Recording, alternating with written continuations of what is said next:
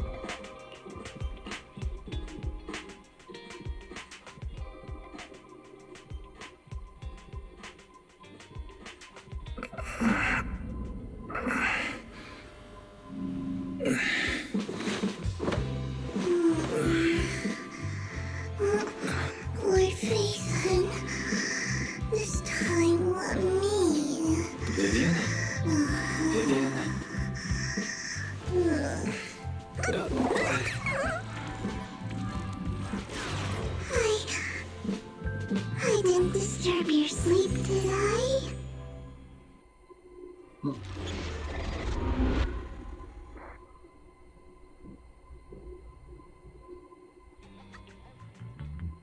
I got here, the other Lord Phaethon said you were resting on the couch and just let me in.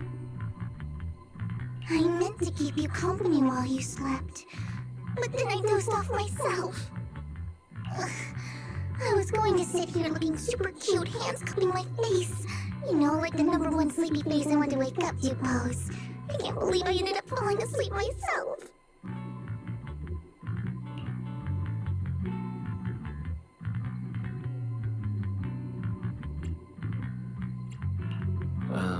Vivian, are you sure you're awake? That sounded like sleep talk. I'm sure sleeping in that position couldn't have been comfortable either.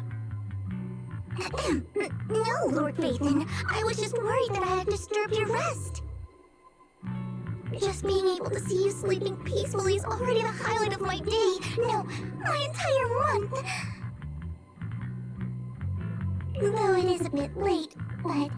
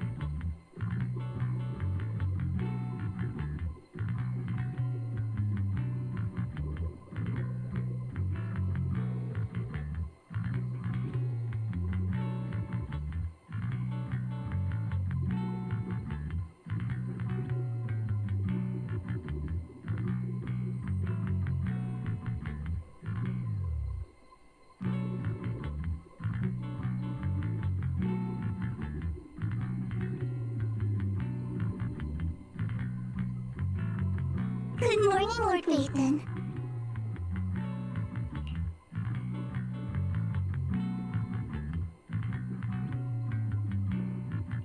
You're here super early today, Vivian.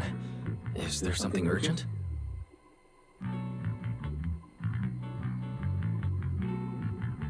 Mockingbird's death has stirred up quite the storm. I took some time to gather intel. It seems someone deliberately leaked the story that Hugo is an illegitimate child of the Ravenlock family, but I haven't found the source yet.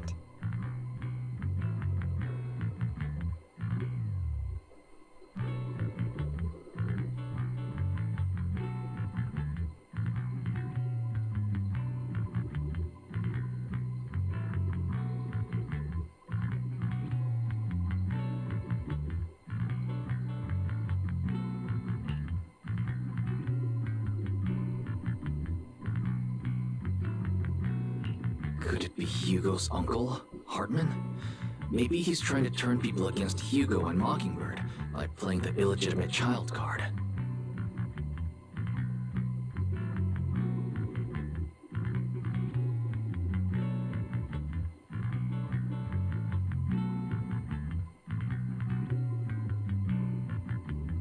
I suspected that too.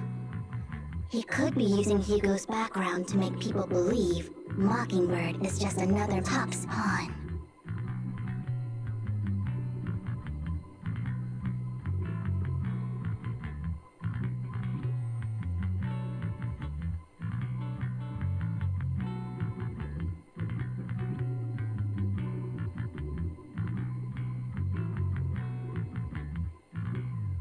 To the upper class, Mockingbird may be insignificant, but it has a loyal following among regular folks.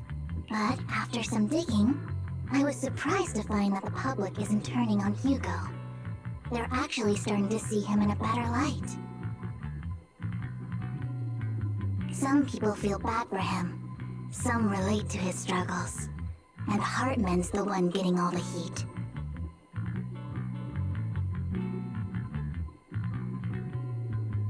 Public outcry against Hartman is growing, with many believing he murdered Hugo for his own selfish gain.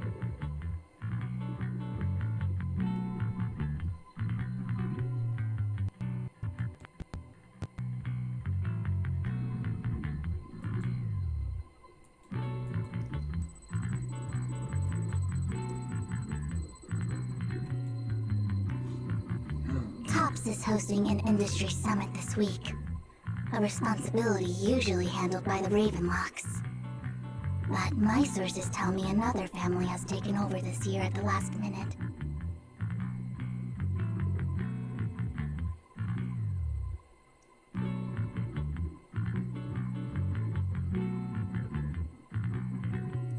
If I'm not mistaken, TOPS is intentionally keeping its distance from the Ravenlock family due to the current public sentiment.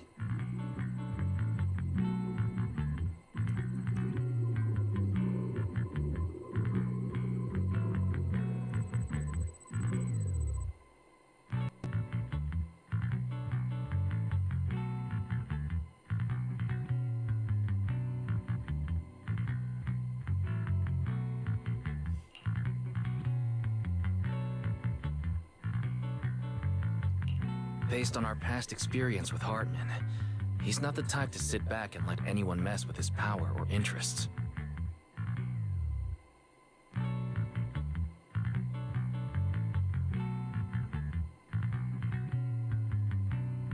And that's what worries me. Hartman, in all likelihood, must have taken the sacrifice core. And now that he has this bargaining chip, who knows what kind of deal he'll strike with the Exaltists.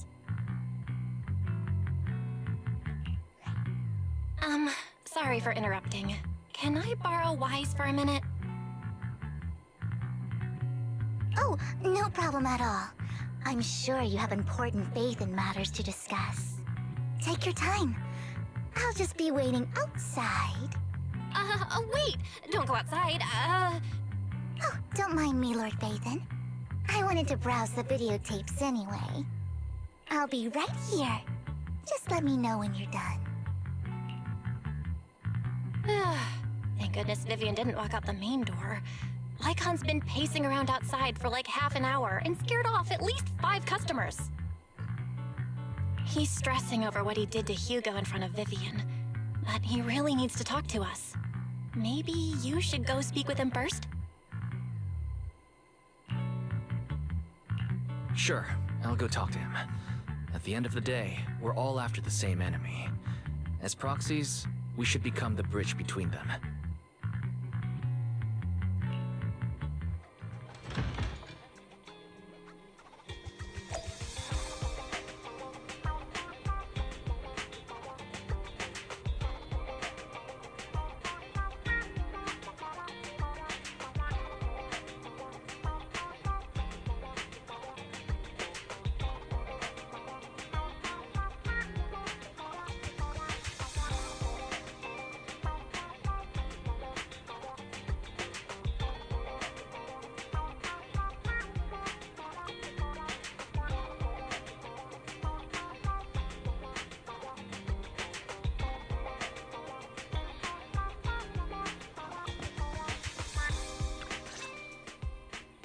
Good morning, Master Proxy.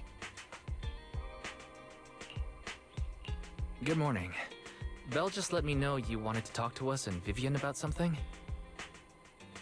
Yes, it's an urgent request from the mayor, one that directly affects New Eridu's safety. However, before we get into the details, as a former member of Mockingbird, I'm concerned about Miss Vivian. Hugo made many mistakes and betrayed the principles of Mockingbird, but I'm certain he didn't intend to put Miss Vivian or you in danger. I don't know Miss Vivian very well, and I was the one who took her companion's life. I might not be the right person to comfort her, but I hope she doesn't regret the choices she made, or lose faith in the path she chose.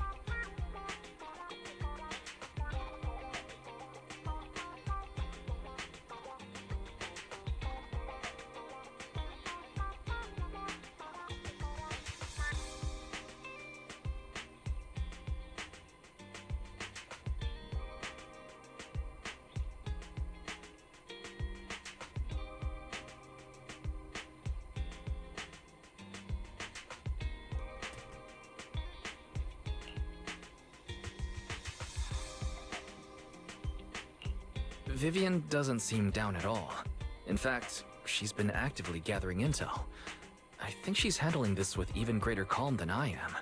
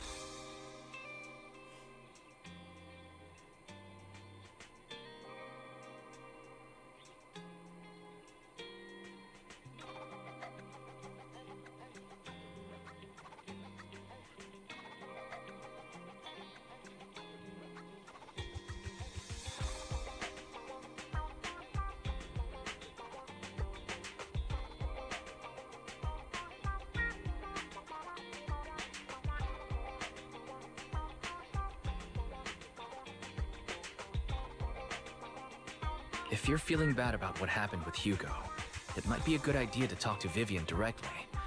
From what I've seen, she's not as fragile as you might think. That's reassuring to hear.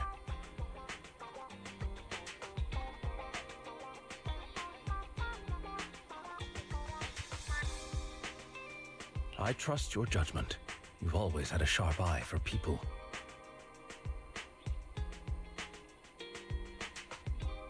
Would you mind coming in with me? I'd like to apologize to Miss Vivian in person.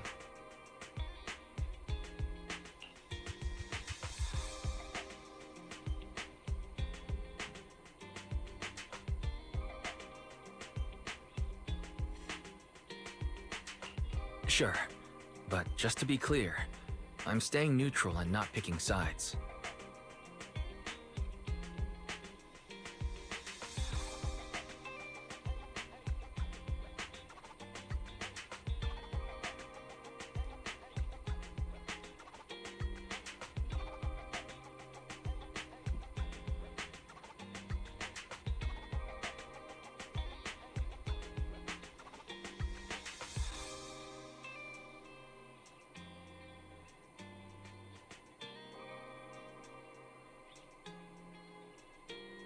You both have your own stance on this.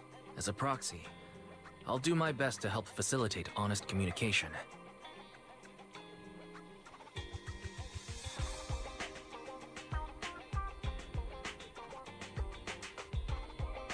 I respect that.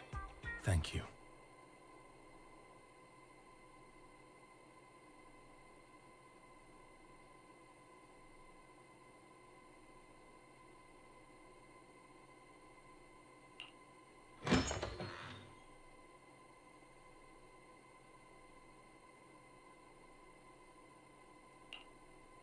Miss Vivian, I'm very sorry about Hugo.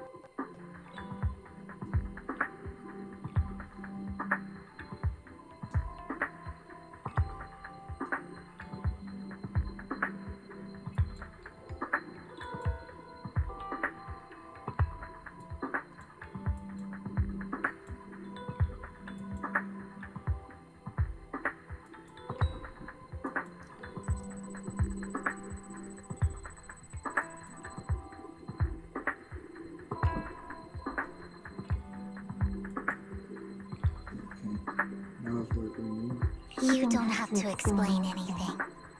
I'm also part of Mockingbird. Mockingbird stands on more than just gain, so it won't fall when fortunes shift.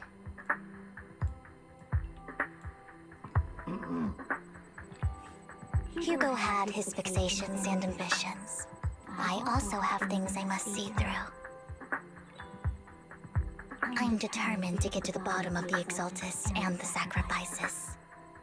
Miss Vivian, as a former member of Mockingbird, you have my deepest respect. You have my word, whatever comes next. I would never harm you or Master Proxy. As for Hugo, please, accept my condolences. Condolences? That's not necessary. Mockingbird has plenty of tricks up its sleeves. This isn't the kind of act that ends so easily. Wouldn't you agree?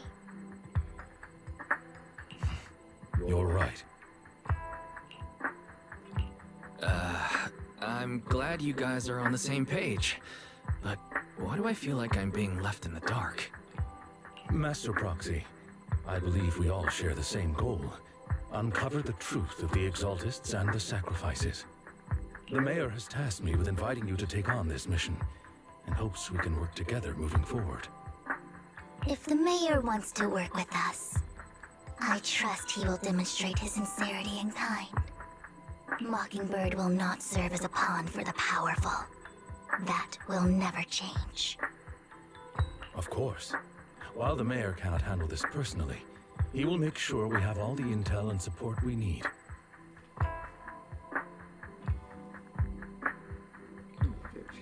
Miss Vivian, I know you have your own intelligence network, but for some high-profile shady dealings, perhaps the Mayor can provide you a different perspective. Please, take your time to discuss. If you're open to collaborating, I'll set up a call with the Mayor so he can speak with you both directly. Belle, Vivian, and I need to think this through carefully with everything at stake. It's not a decision we can make lightly. Of course, I completely understand. When you've made up your minds, you can find me at the Ballet Twins.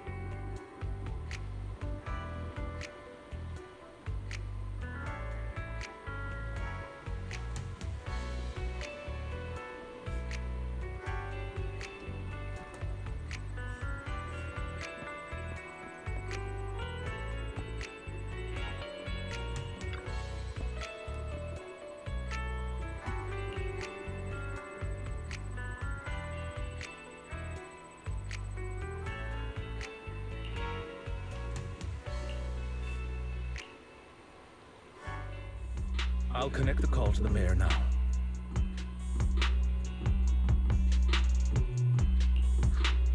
My dear friends, I'm glad you're willing to keep working with me.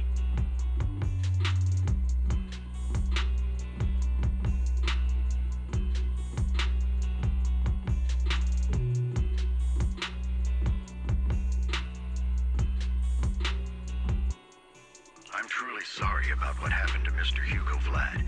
I didn't anticipate things would turn out. As mayor, I can't fully condone Mockingbird's actions, but personally, I had a lot of respect for Mr. Hugo Vlad.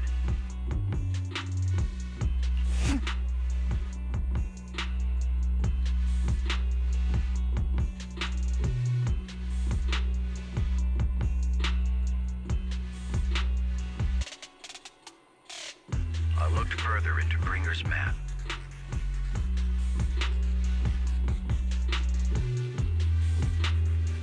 The sacrifices were created by an exaltist named Landon, who was active in Janus Quarter.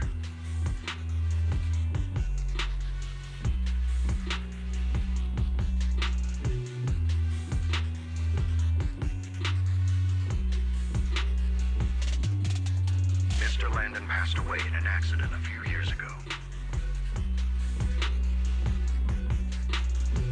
Before he died, he was researching sacrifices and was said to have created a batch of serum that could turn living people into sacrifices. The problem was, the serum wasn't stable, and after his death, the recipe was lost. No one knows what happened to the exaltist in Janus Quarter back then.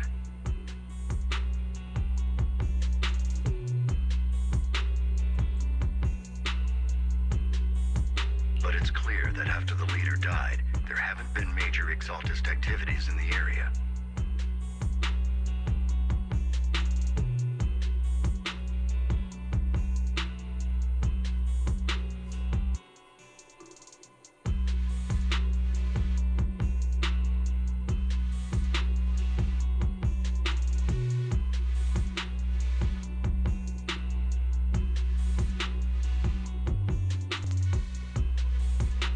Bringer's map marks the locations where the exaltists' most successful attempts at creating sacrifices were.